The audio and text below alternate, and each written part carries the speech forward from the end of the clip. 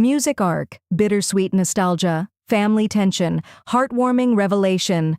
Publish first, broadest emotional appeal, most shareable twist. When the lawyer opened the second envelope, the one none of us knew existed, my stepsister's smile disappeared.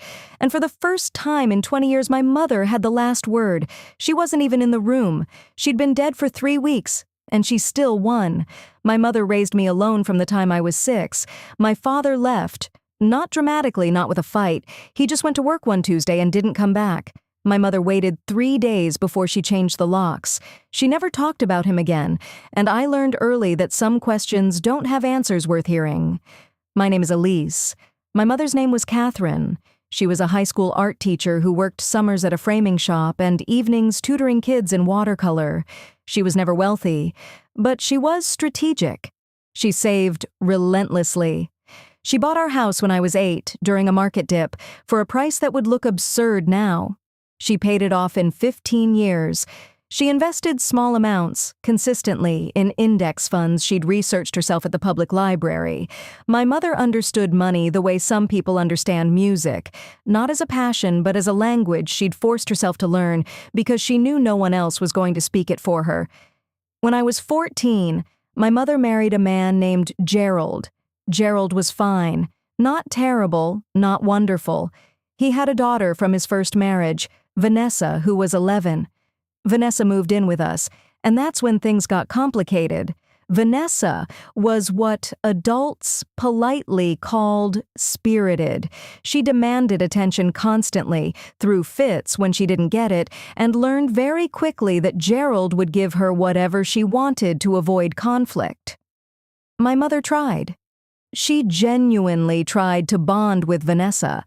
But Vanessa treated her with a kind of casual contempt that's hard to describe. Not hostile enough to be called out, but persistent enough to wear you down, like water on stone. Gerald passed away when I was 22, a heart attack at 57. And something happened after that which I didn't expect. Vanessa stayed. She stayed connected to my mother. She called. She visited. She started asking for money. Small amounts at first, then larger. Help with rent, a car repair, a deposit on an apartment. My mother always said yes. I was building my own life. I'd finished college, started working in graphic design, moved to another city. I called my mother every Sunday. I visited when I could. But Vanessa was there more. Vanessa was present in a way I wasn't. And over the years, I watched my mother's relationship with Vanessa shift into something I didn't fully understand until much later. My mother was diagnosed with pancreatic cancer at 61. The prognosis was measured in months, not years. I took leave from work and moved back home to be with her. Vanessa was already there. She'd moved into the guest room 6 months earlier after her latest apartment fell through. Those final months were strange. My mother was weakening, but her mind was sharp, completely sharp. She had conversations with her lawyer, a man named Arthur Simmons who'd handled her affairs for 20 years. She'd meet with him privately, door closed, and afterward she'd look tired but calm. I assumed she was getting her affairs in order. I didn't ask for details. It felt wrong to talk about inheritance while my mother was still breathing. Vanessa, however, had no such hesitation. I overheard her on the phone with a friend one evening. She said, "And I will never forget this." Catherine's being really good about everything. I think she's going to take care of me. I've been here every day. Elise can't say that. She wasn't wrong about the presents. She had been there more. But the way she talked about my mother's death as a transaction, as something she was earning, made my skin crawl. My mother passed on a Wednesday in March. Peaceful. At home. I was holding her hand. Vanessa was in the next room. Arthur Simmons scheduled the will reading for 2 weeks later. It was held in his office. Dark wood, leather chairs, the kind of room that smells like old paper. Vanessa, myself, and Arthur. That was it. Arthur opened the will. He read through the standard provisions. Debts to be settled, final expenses covered, personal items distributed, and then he reached the main bequest. My mother left the house she'd bought and paid off herself, Wishuti and to Vanessa. She left her investment accounts, Ganashir, the index funds she'd built over 30 years, to Vanessa. She left her savings, every dollar in her bank accounts, to Vanessa. To me, she left her personal effects, her art supplies, her books, a letter. Vanessa actually smiled. She looked at me with something between pity and triumph and said, "Catherine always told me she'd make sure I was taken care of." I said nothing. I sat there. I thought about my mother saving for decades. I thought about every Sunday phone call. I thought about holding her hand as she died. And I thought she chose Vanessa. After everything, she chose Vanessa. I was destroyed. Arthur let the silence sit. Then he removed his glasses, set them on the desk, and said, "There is a second document." Vanessa looked confused. I looked confused. Arthur reached into his desk drawer and produced a sealed envelope. On the front, in my mother's handwriting, it said, "To be read after the first will in the presence of both parties." Arthur explained. My mother had come to him 14 months before she died, before the diagnosis, before anyone knew she was sick, and created 2 documents.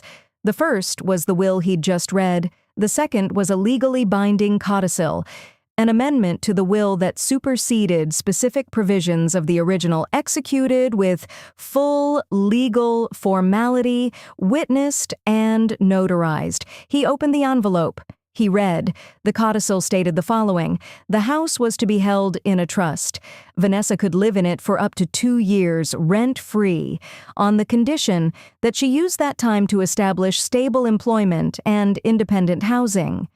After 2 years, the house would be sold, and the proceeds would be split, 60% to me, 40% to Vanessa. The investment accounts were to be liquidated and divided, 70% to me, 30% to Vanessa. But Vanessa's share was placed in a structured disbursement. She would receive it in monthly installments over 5 years, not as a lump sum. The disbursement would be managed by Arthur's firm.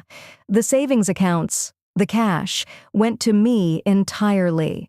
And then there was a letter my mother had written to be read aloud at this moment. Arthur read it. The letter said, and I'm paraphrasing because the exact words are private and they belong to my mother, that she loved both of us. She said she left the first will the way she did because she knew Vanessa needed to hear that she was chosen. She said Vanessa had spent her whole life feeling like an afterthought, first by her biological mother, then by Gerald, then by the world, and that Vanessa needed to sit in that room and believe, even for a few minutes, that someone had put her first. But my mother also said she wasn't naive. She said she knew that Vanessa's relationship with money was destructive, that giving Vanessa a large sum without structure would be gone within a year. The monthly disbursement was protection, not punishment. Protection. And then she wrote something to me. She said, "Elise, I know you're sitting in that chair right now thinking I chose her over you. I didn't. I chose you the day you were born, and I never stopped. But you don't need me to prove that. You never did. Vanessa does. I hope you can understand that, and I hope you can forgive me for the worst 15 minutes of your life." Vanessa didn't say a word for the rest of that meeting. She signed the documents. She walked out. She didn't look at me.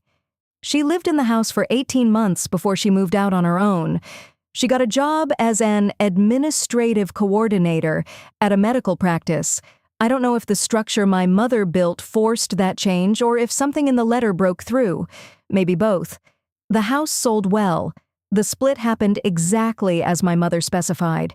The monthly disbursements to Vanessa continued for the full 5 years. Arthur's firm managed it without incident. As far as I know, Vanessa is still working, still independent, still standing. We're not close. I wouldn't call her my sister. But we exchange messages on holidays, and last year she sent me a photo of a small watercolor she'd painted, a landscape, nothing fancy. And she said she'd been taking a class. She said she thought of my mother every time she picked up a brush. I framed that painting. It hangs next to my mother's brushes in my hallway. My mother was an art teacher. She understood that the final composition matters more than any single brush stroke. She played the long game. She made Vanessa feel chosen. She made me feel trusted. She structured the money so it would help instead of harm. She did all of this while she was dying. I don't think about the money much. I think about the letter. I think about a woman who knew her daughters well enough to give each of them exactly what they needed, even if it took a 15-minute wound to deliver it. If this story moved you, subscribe. I tell stories like this every week. Stories about family, about secrets, and about the people who love us in ways we don't understand until it's too late. I'll see you in the next one. When Elise's mother passed away, the will reading seemed clear. Everything went to her stepsister Vanessa. The house, the savings, the investments. Elise was left with almost nothing. But then the lawyer pulled out a second envelope, one that contained the truth about what her mother had really planned. 0, the second envelope, 0.15, growing up with Catherine, 1.30, the blended family, 2.30, the final months, 4.30, the first will reading 6.130, the sealed envelope, and the codicil 8. Catherine's letter, 9:30. What happened after 11:30? The painting on the wall, inheritance betrayal, family betrayal story, stepsister story, will reading twist, mother's secret, family drama, inheritance drama, karma story, story time, emotional story, surprise will, family revenge, heartwarming twist, dramatic narration, justice served.